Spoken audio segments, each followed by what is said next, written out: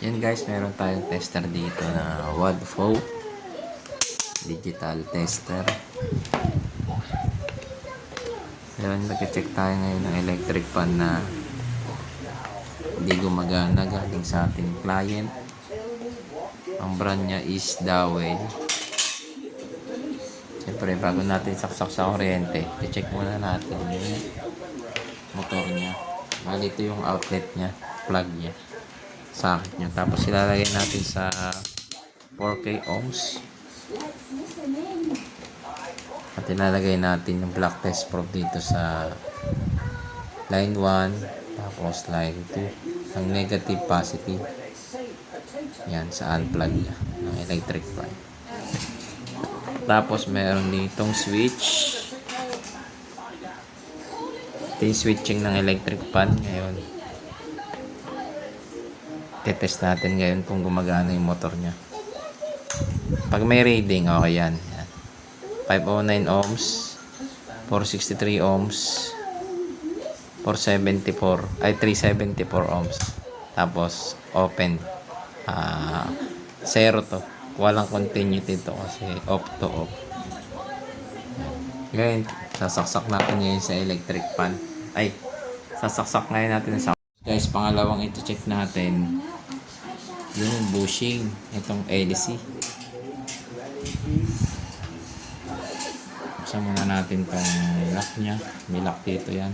Ganyan lang yung lock. Tapos titingnan natin yung bushing ng electric fan nya. Yan. Kung makikita nyo guys, yan siya. Pag pinalo natin, hindi agad nag-ano. Yan. Hindi agad umiikot. Wala siyang freewheel. Tapos guys, yan. Meron tayo ditong extension. Ngayon lagay natin sa AC kung may kuryente itong extension natin. Ayan, ilagay natin sa 750 voltage ng AC. Makikita nyo guys, ayan, AC siya. Ayan, nakalagay sa AC. Tapos saksak natin dito yung sa ano natin. Saksak natin siya dito. Ayan, nakalagay sa AC. Tingnan natin kung may kuryente ito kasi sasaksakan natin to ng electric fan mamaya. Papakita ko lang sa inyo kung itong extension na to ay may 220 lalabas. Ayan. Yan siyang 238 volts. Ayan. Okay, sasaksak nga natin itong electric fan na gagawin natin. Ito yung ano niya.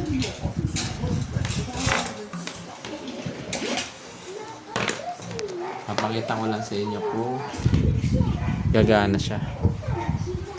Yan, sasaksak na natin.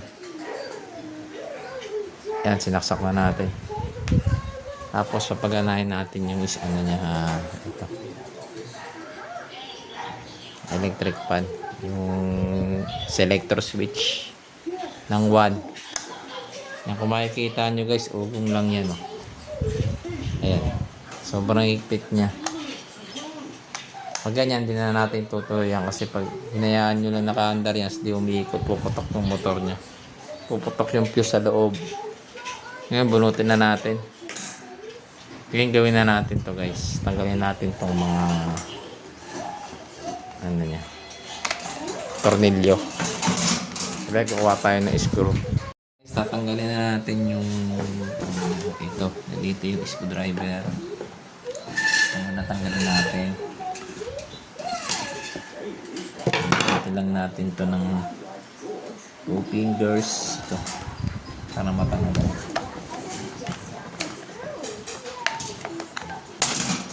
Ganito natin. Medyo mahirap lang siyang bunutin, masakit siya kamay kasi ito ang gano'n, ito sungkitin nyo na lang yan Phillips screw. Tapos yung tornilyo rito sa taas niya. Tapos binutin natin.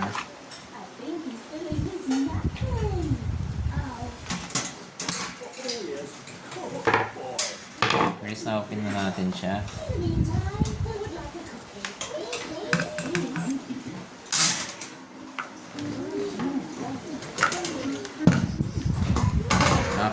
merong 4 na tornilyo dito yan. Bubuksan natin. Ito. Isa, dalawa, 3, 4. Pero tanggalin muna natin yung itong hélice niya. Tanggalin muna natin yung hélice.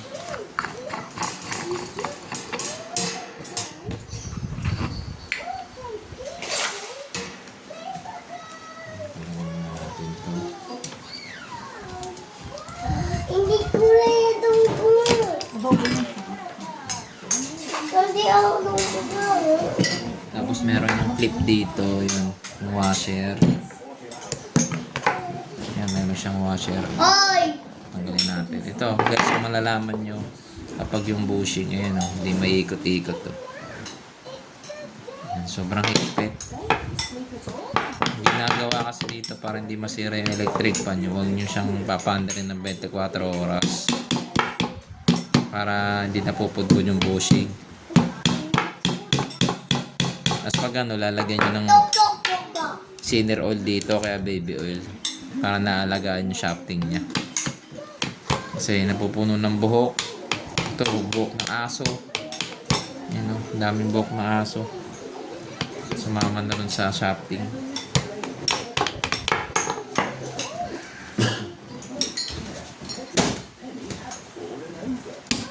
Yan, tanggalin natin to. Ito yung lock niya. Shafting.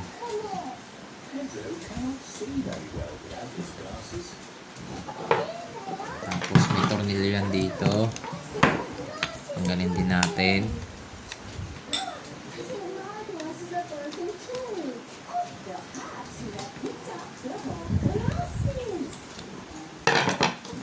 Yan.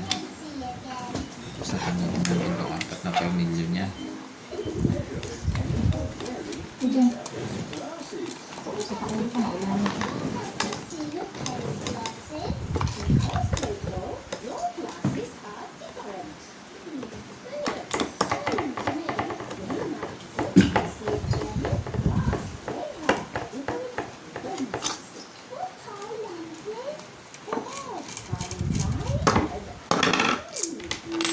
Yan. Dalawa. Ito.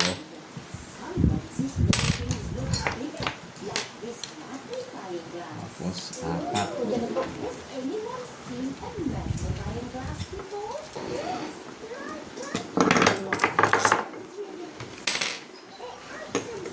Yan, 4 na tornilyo. Tapos bubuksan natin dito. Pag ano ito, hindi nyo na lang screw. Yan, open. Yan yung motor niya. Akin na. Eh, yung bushing nyo, sumama na dun, oh. Hindi na naiwan dito sa loob. Ano pala yan, nilagyan pala natin ng washer to. Kaya rin pala gumawa niyan kasi nabasag na yung plastic. Nasunog.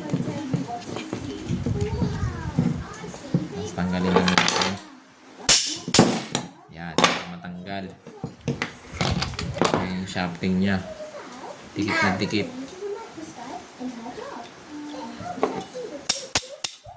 Yan, nadikit siya. Tapos tatanggalin lang natin ng vice grip. Kung may vice grip kayo, yan.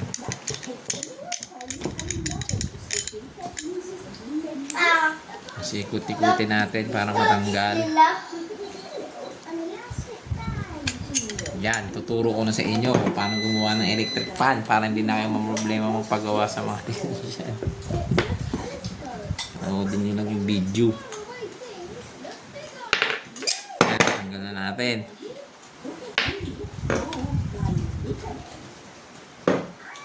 Tapos itong isa, tanggalin na rin natin. Kuha lang tayo ng gunting. Matanggal natin siya. Dalawang bushing na rin ipapalit natin dyan para ganda yung ikot niya. Balance.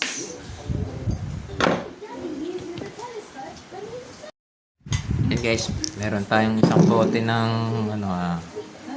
bushing. Kukuha tayo dito ng isang bushing. Yan, mga bago yan. Isang bote. Ngayon, ito yung luma. Papalitan na natin yan. Ito yung bago. Kung mapapansin nyo siya, pudpud na yung ano nyo. Yan, kaya sa bago. Yan. Ngayon, dito natin isasalpak yan.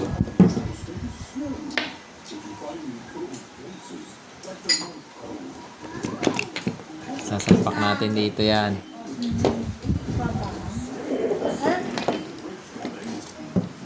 Yan, dito natin isasalpak.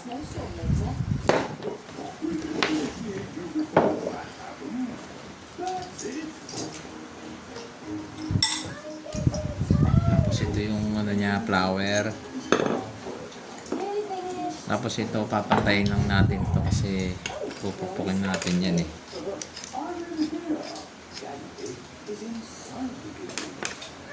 Yan. Pantayin lang natin kung pinaka-washer niya dun. Ito kasi yung higpit sa flower. Sa bushing natin yung takip.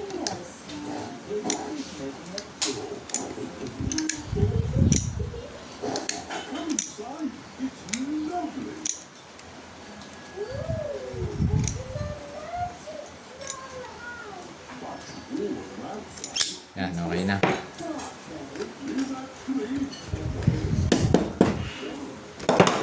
Wag. Tapos ilalagay natin tong flower niya dito. Tapos ito. Tapos kuha tayo ng notebook. Itong natin dito sa para hindi masusugatan yung lamesa.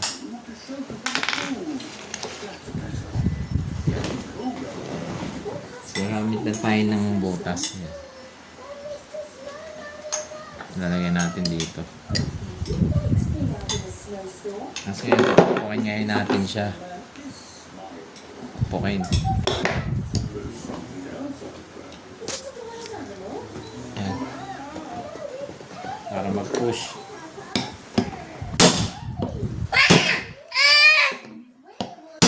Yan. Buka dyan.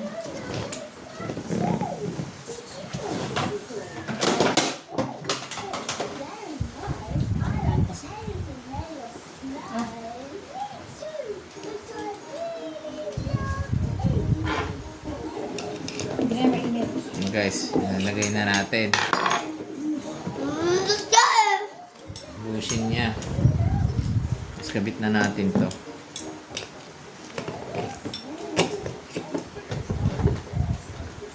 Siyempre, lilinisin muna natin to. Linisin natin ng basaan kasi may mga dikit-dikit yan.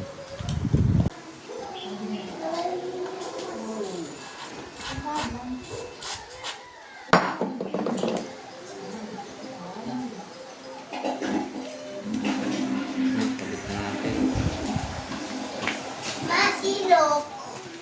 Silok. Silok, silok. Silok. Silok, silok. Kulang po. Ba't yung silok? Ano Opo, ano ba nakatira?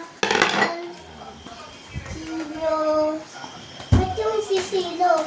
Ano sila yung slow?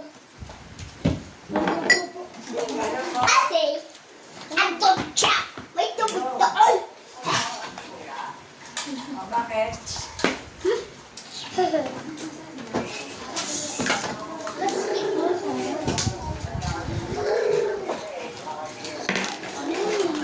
Gano'n ba kalaki lang ito? Eh, malapad naman itong sasakyan.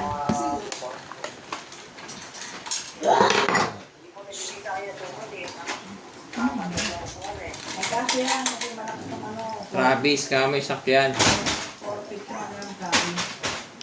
Yan, spray muna natin dito sa loob. 450 yung ano ng Travis, yung lapad niya. Tapos yung taas niya, 5.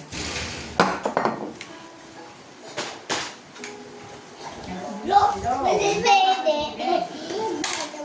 Sabi ko yung ano, eh nag-ano lang ano eh, ng mga electric pan eh. Ito, kasapin mo nga to. Kaya, Travis po yung sasakyan, Susu. Walang upuan po yun.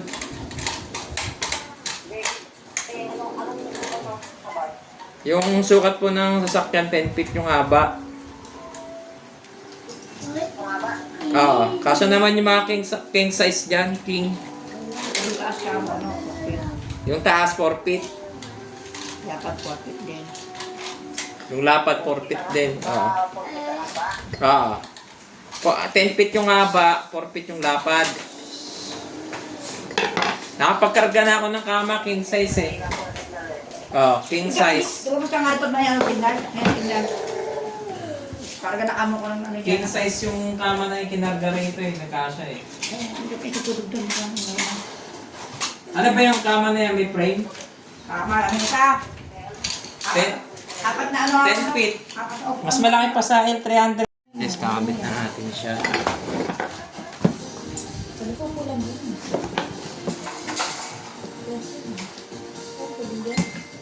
We're done, sure.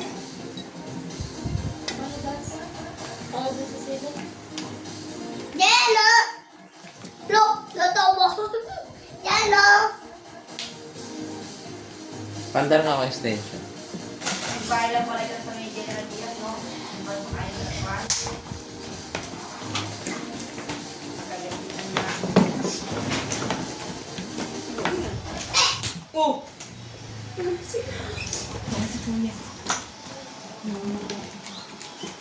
Shopee? Nana! Tatay mo. Nana!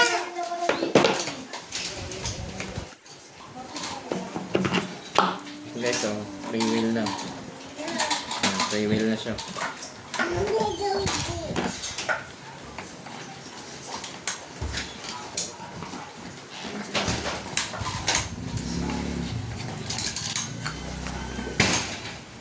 Yan. Kakuha yung gusto niya, yung ibon, kulit. Ah! Nakukunin na! Ha? Yan, testing tayo. Kaso may ibon na. Yung. Aba naka-jacket tayo, tapos ikaw naman naka-jacket din. Ako naman jacket din. Pero nga, selector switch natin.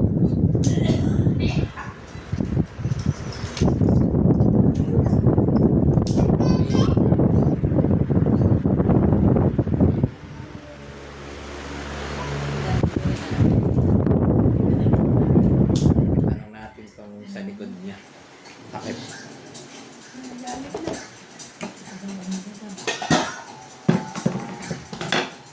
Natin.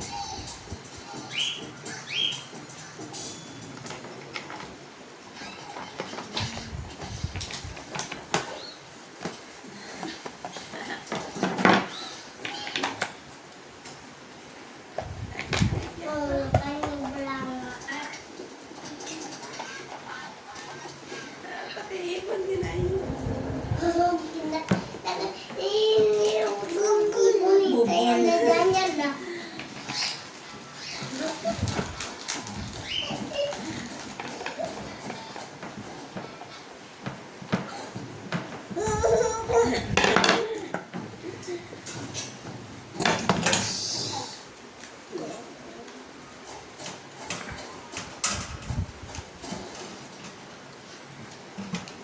Yan. Yun na. Testingan ulit natin. Saksak ulit natin.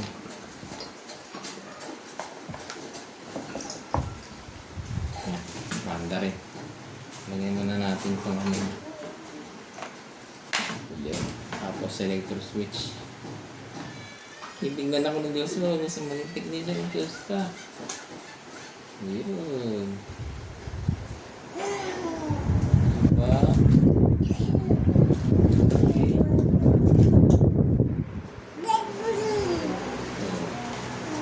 Yun guys, okay na yung dawin.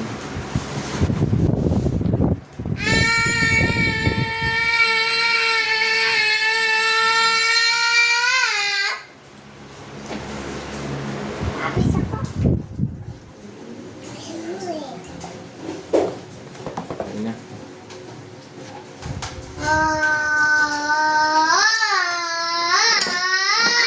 Hindi ka na Diyos mo. Uy, nasa na yung ano ko rito? Yung nagaya ng ano. Ito. Ay. guys. Joshua